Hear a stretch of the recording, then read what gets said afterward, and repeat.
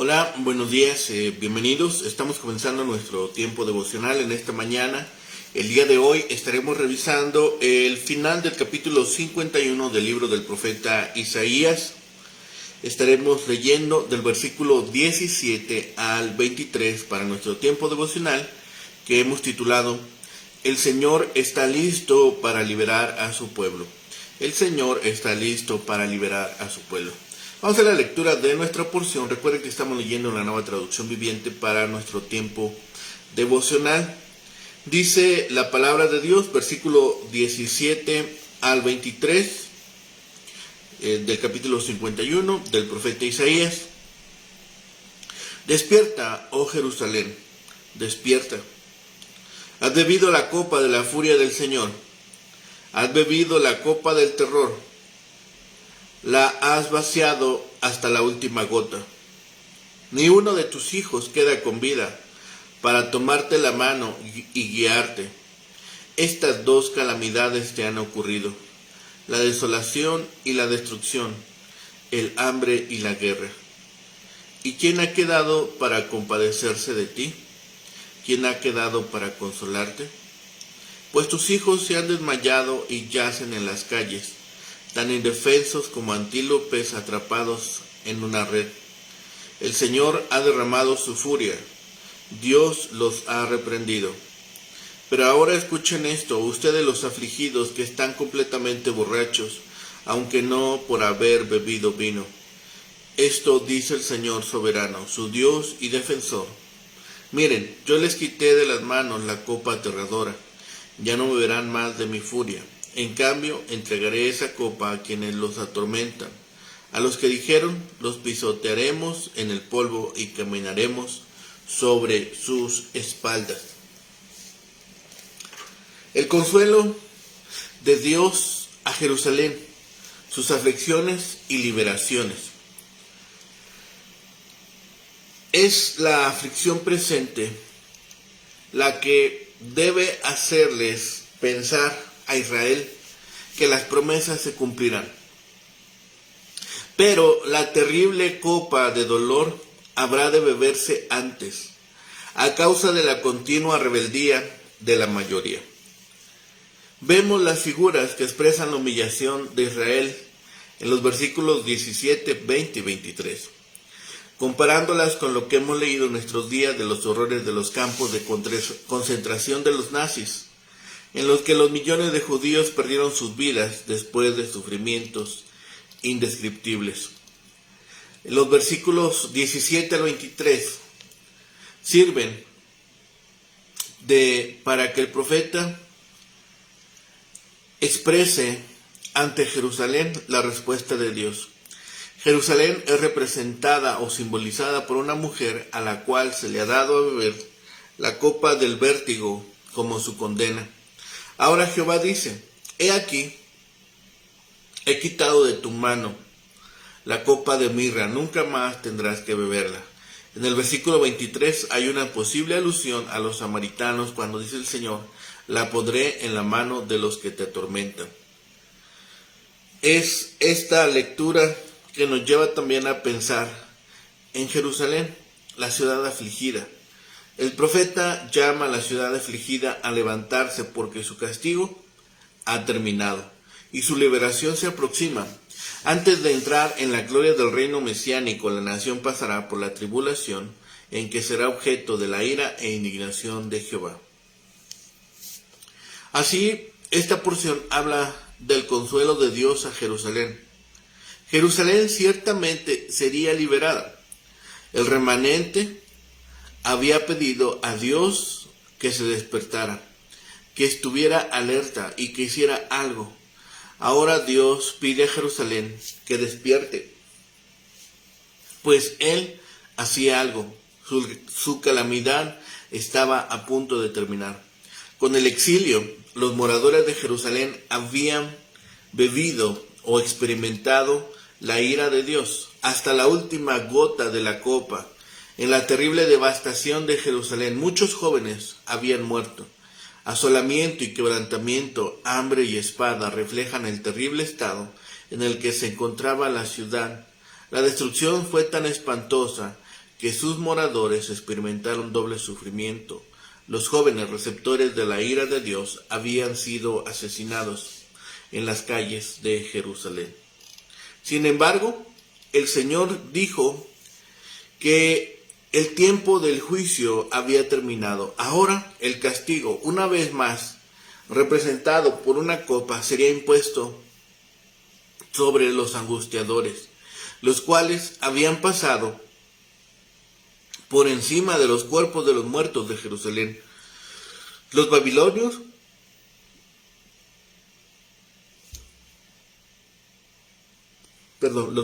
que habían destruido Jerusalén experimentarían toda la ira de Dios. Aquí vemos que se invierten también los papeles. El tú es femenino a través de todo el pasaje y consistentemente personifica a la ciudad madre. De sus varias metáforas, la de la copa o copa del vértigo, destinada a cambiar de manos, transmite el mensaje principal, mientras el rasgo conmovedor y las brutalidades de la derrota se evidencian en el andar a tientas y en la postración de los versículos 18 y 23. Y por el símil del antílope atrapado, el panorama de todas las calles sembrados de moribundos habría de dejar una profunda huella en la carta de Lamentaciones. El llamado es despierta, despierta. Dice apremiando a Jerusalén tras la noche oscura de su sufrimiento, en la cual ninguno de sus hijos ha podido guiarla y ha sido devastada por el hambre y la espada, y sus hombres yacen impotentes como un antílope exhausto atrapado en la red. Él tomará el cáliz de su ira con el que ha hecho que Jerusalén quede aturdida y se lo dará a los enemigos que hayan sobrepasado los límites designados por Dios, siendo crueles e inmisericordios. Despierta. El profeta exhorta a Jerusalén: arriba, muévete. La copa de retribución ha quedado vacía. El profeta recuerda cómo Jerusalén se había convertido en una reprobada, sin nadie que la apoyara y nadie que la tomara de la mano y la pusiera en pie en su ebriedad, arruinada por el hambre y por la espada. Sus hijos, los príncipes, habían desfallecido bajo el juicio divino, habían quedado caídos en todas las encrucijadas como antílope en la red. Volteados por la ira del Señor, la ruina es 2 veces doble. La tierra está arruinada por la devastación y la destrucción. Las gentes han caído por el hambre y la espada. De este modo la copa de juicio divino ha embotado sus sentidos cuando la bebió hasta las heces. El atormentador también se entrega a la bebida. Un rasgo importante de todo el libro de Isaías es este motivo de su escatología que profetiza la inversión de las fortunas del opresor y el oprimido. Se asegura a Jerusalén que el cáliz de la ira divina ahora ha sido pasado a sus atormentadores que tan completamente la han humillado. Opresores crueles que te hacen acostarte y luego caminan sobre ti con el polvo debajo de sus pies como un camino para pisotearlo. El juicio siempre empieza en la casa de Dios, pero no olvidemos que el Dios que los castiga está de nuestro lado de la cuestión. Dios llama, y llama a su pueblo a ocuparse de las cosas que convienen a su paz eterna. Jerusalén había provocado a Dios y tuvo que probar los frutos amargos. Los que debían ser sus consoladores fueron atormentadores. No tienen paciencia para conservar la posesión de sus almas, ni confianza en la promesa de Dios para conservar la posesión de su consuelo. Está ebria, no como antes, con la copa embriagante de las idolatrías de Babilonia, sino con la copa de la aflicción.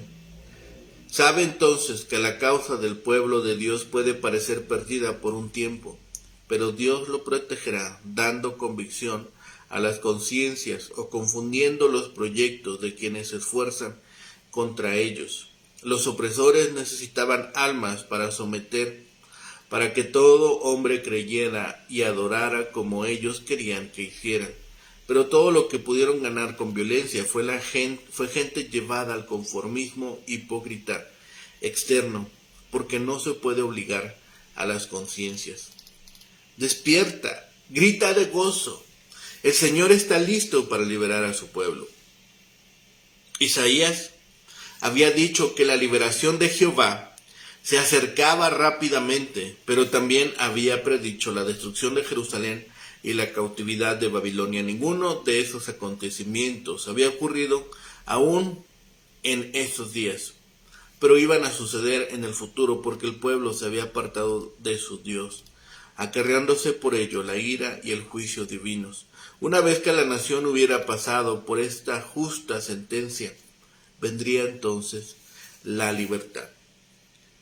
Isaías exhortó al pueblo para que despertara de su estupor. Habían bebido hasta el fondo la copa de la ira de Dios. Habían bebido hasta los sedimentos. Sobre ellos sobrevinieron ruina, destrucción, hambruna y espada a causa de su infidelidad. El pueblo se encontraba como un antílope en la red. Eran incapaces de librarse a ellos mismos de la reprensión de su Dios. Los jóvenes del pueblo, el orgullo de cualquier nación, se desmayaron sin poder liberar a sus compatriotas. Pero Dios invita a Jerusalén a que despierte de esa pesadilla de juicio. Él la liberará. El juicio que Dios envió sobre su pueblo había llegado a su fin. Él ha quitado el cáliz de su furor, que ha aturdido a sus escogidos, del cual no volverán a beber. En vez de ello, Dios ha puesto la copa de juicio en manos de los opresores de su pueblo. La liberación se aproximaba y la sentencia de Dios sobre su pueblo había concluido. Ahora Jehová, el Señor, estaba a punto de volverse contra los enemigos de sus hijos. Viene ahora un llamamiento en esta sección. No tanto para despertar del sueño del pecado como para salir del estupor de la desesperación, aun cuando lo más necesario para estar dispuestos iba a ser libertado de la cautividad, es arrepentirse del pecado. Cuando los habitantes de Jerusalén estaban en el exilio, se veían tan abrumados por el sentimiento de su desdicha que no eran capaces de pensar en cosa alguna que tendiese a prestarles ningún consuelo. Jerusalén había estado por largo tiempo en lo profundo de la miseria. Yacía bajo las señales del desagrado de Dios. Dios le había puesto en las manos el cáliz de su ira. Ella le había provocado a ira y tuvo que gustar los amargos frutos de esa ira. Ese cáliz de la ira de Dios es y será siempre cáliz de aturdimiento para todos los que lo han recibido en las manos. Leemos en Salmos 75:8, que las heces de ese cáliz, todos los impíos de la tierra las apurarán. Donde quiera hubo un cáliz de fornicación, como lo hubo en manos de Jerusalén, cuando se entregó a la idolatría, tarde o temprano tiene que haber un cáliz de furor. Los que debían haberle ayudado en su apuro se tambalean como un ebrio. No sabe lo que dice ni lo que hace, mucho menos sabe qué es lo que debiera decir o hacer.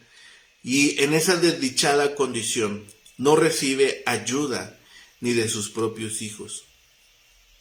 ¿Y cómo le van a ayudar si ellos mismos se desmayaron? Están tendidos por los caminos, exhaustos y desvalidos, como un antílope en la red donde ha sido cazado, y llenos ellos mismos de la indignación de Jehová. Dos son las grandes calamidades que le han acontecido: la ruina del país, asolamiento y quebrantamiento, y la muerte de sus habitantes, hambre y espada. Estas mismas dos cosas le habían de acontecer también a Babilonia. Se promete después que las aflicciones de Jerusalén llegarán a su fin un día, cuando Jehová tu Señor y tu Dios, el Dios que todavía es fiel a su pacto contigo, y tiene poder para ayudarte, el cual aboga por su pueblo, te dirá: ahora se van a cambiar los papeles. Ya he quitado de tu mano el cáliz del aturdimiento, nunca más lo beberás. Lo voy a poner en mano de tus angustiadores, los perseguidores y opresores de Jerusalén tendrán que beber del mismo cáliz amargo del que ella había bebido hasta las heces, lleno otra vez del mismo furor de Dios. Del mismo modo que los perseguidores de Daniel fueron arrojados al mismo foso de los leones, al que habían conseguido que Daniel fuese arrojado. El caso de Babilonia sería todavía peor que el de Jerusalén en sus peores tiempos. Es notable que se ha bebido hasta el fondo. Las heces del cáliz de aturdimiento bebiste, dice el versículo 17. Podríamos entender esta porción como: has bebido la honda y anchurosa copa de vértigo y has apurado las heces. Los hijos han desmayado. Palabras dirigidas a Jerusalén. Los hijos han tomado de la copa de la madre, la copa de juicio. Pero vendrá el momento en que Dios lo pondrá en la mano de los angustiadores. De la copa de la cual bebieron los israelitas, la copa de juicio, han de tomar en un momento más sus opresores. De balde fuisteis vendidos, por tanto sin dinero seréis rescatados. Esta porción la veremos en el capítulo 52, en el versículo 3, y es lo que ha de suceder un poco más adelante. Los hijos, los habitantes, describe a Jerusalén sin gobernantes entre sus hijos nativos, viviendo sin rumbo. Habrá estas dos cosas por venir: la destrucción de la ciudad y el hambre que el pueblo sufrió después y durante del sitio. También ahora los que lo oprimieron vivirán estas cosas. Porque Jehová ha mandado sobre Jerusalén la copa de su furor y ha quedado entorpecida, pero nunca más tendrá que tomar de esta copa. Al contrario, la copa será dada a los que la atormentaban, es decir, a los babilonios, que serán castigados porque causaron excesivo sufrimiento a los judíos.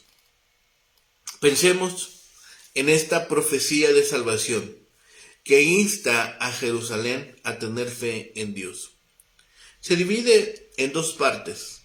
La madre Jerusalén debe despertarse a sí misma de su letargo, y el profeta le pide al pueblo que escuche la promesa de Dios, por cuanto él transferirá el cáliz de su ira desde ellos a las manos de sus enemigos. Es un llamamiento a Jerusalén a tener fe cuando ha sido oprimida, cuando ha estado por tanto tiempo en esta situación. Dice: despierta, despierta. La misma petición doble se encuentra en el versículo 9. Has bebido el cáliz de la ira, pero ahora es tiempo de consolación. Estas dos cosas se refieren a la desolación de la tierra y a la destrucción del pueblo, aquel pueblo que lo ha oprimido. Las encrucijadas de todos los caminos también lo vemos en el libro de Lamentaciones, capítulo 2, 19. Y se usa la misma idea de destrucción, pero ahora en relación con los que le oprimieron. La causa de la borrachera finalmente no era el vino, sino el cáliz de aturdimiento, el terror por el juicio de Dios. Es sorprendente cómo Israel, el pueblo escogido, había pensado que Dios le había abandonado, que Dios les había desechado. Y este aturdimiento que están viviendo es a causa del terror por el juicio de Dios. Ciertamente se sienten abandonados, ciertamente se sienten relegados, pero Dios no se había alejado de ellos. Vemos la historia de cómo ellos, en lugar de confiar en el Dios de la gracia, confiaron en los ídolos. En lugar de recurrir a su misericordia, recurrieron a las naciones que pensaron que podían defenderles. En lugar de acudir al trono de gracia, acudieron a reyes extranjeros para poner en manos de ellos su salvación, su seguridad. Y esto ha traído repercusiones sobre Jerusalén. ¿Cuántas veces nosotros mismos hemos recurrido a otros o a otras instancias antes que a Dios? Esto es una cosa terrible. Pero Dios manda su consuelo. Dios no se olvida de sus promesas. Dios no se olvida de sus palabras. Jerusalén era la ciudad santa de Dios, la ciudad donde estaba el templo. Una vez, que nosotros hemos creído en Dios, una vez que hemos sido sellados por el Espíritu, nuestro cuerpo es templo de Dios. Nuestro cuerpo es el lugar donde habita ahora el Espíritu Santo. Y debemos estar conscientes de ello. Tal vez pasemos por tribulación, tal vez pasemos por dolor, tal vez pasemos por desesperación, por enfermedad. Pero eso no debe hacernos que nos olvidemos de Dios.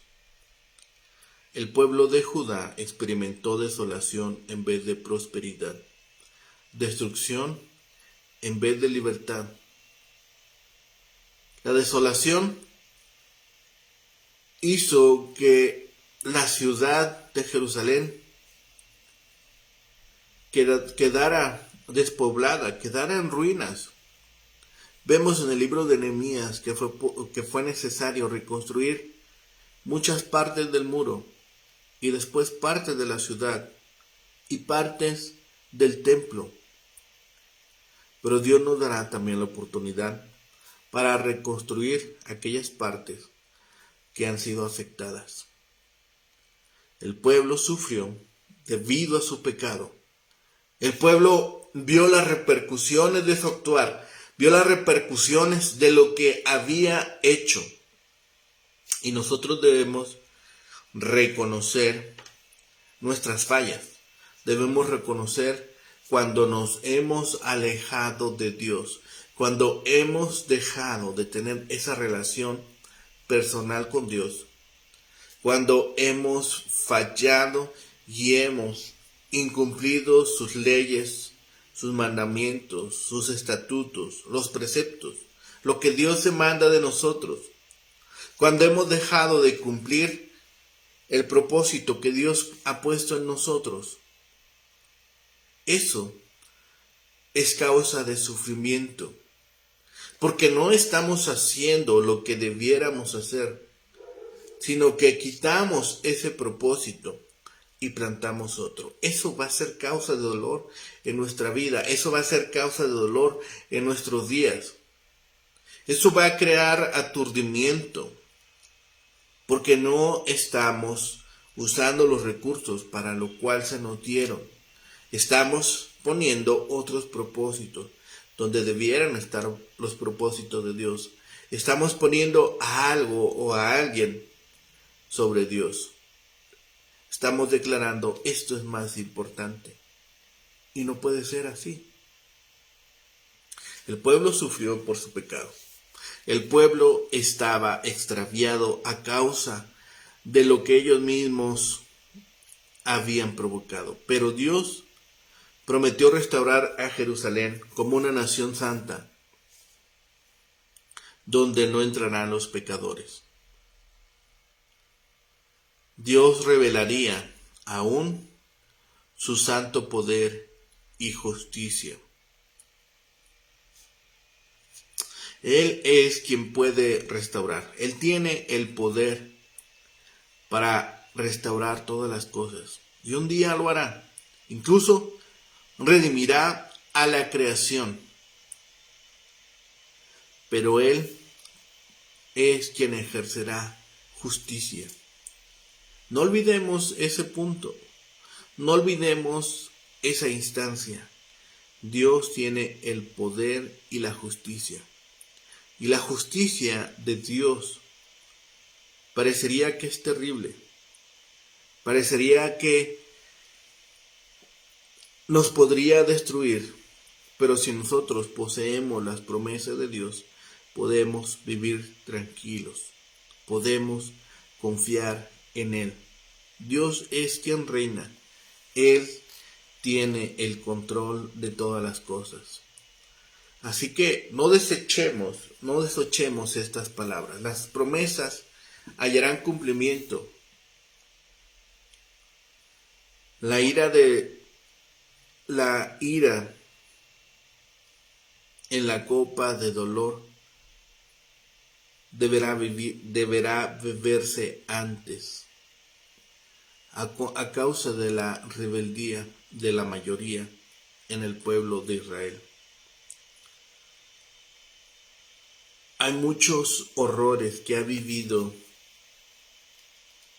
la humanidad, pero estos horrores han sido también parte de la justicia de Dios, para que los hombres volteen su rostro a Él. Seamos pacientes, seamos conscientes que todo lo hace Dios para nuestro beneficio. Acudamos a Él cuando nos sintamos afligidos, acudamos a Él cuando nos sintamos extraviados, recurramos a sus promesas y confiemos con toda nuestra alma que Él rescatará. Es el lugar más seguro para depositar nuestra fe, es el lugar más seguro para depositar nuestra confianza delante de la presencia de Dios. Oremos. Bendito Padre y Señor, gracias te damos en este día, Señor, porque nos has permitido despertar, porque nos permites, Señor, vivir confiados en tus promesas, porque traes a nuestra mente y a nuestro corazón palabras de consuelo y de fortaleza. Padre bendito, Señor, permite que en este tiempo podamos seguir expresando nuestro amor y nuestra gratitud a ti. Gracias, Padre, porque en todas las cosas nos permites, Señor, ver que eres el más confiable y el más seguro para depositar nuestra fe.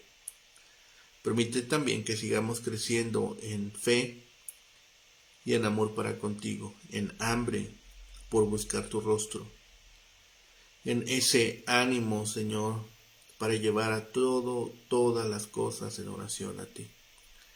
Padre bendito, Señor, gracias te damos por tu amor inagotable.